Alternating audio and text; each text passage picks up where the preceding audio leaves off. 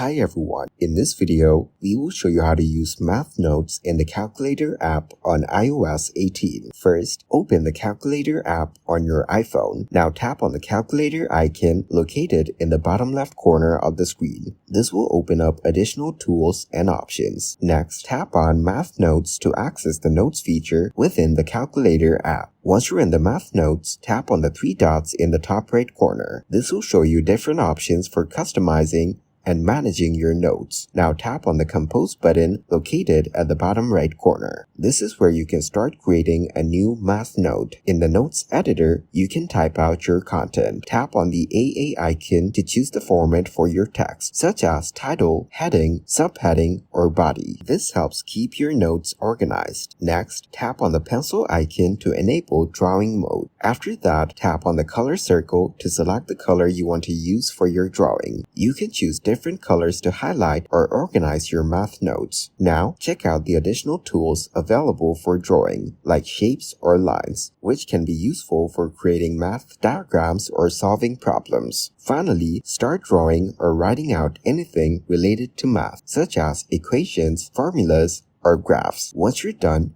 you can save your notes for future reference. Thanks for watching.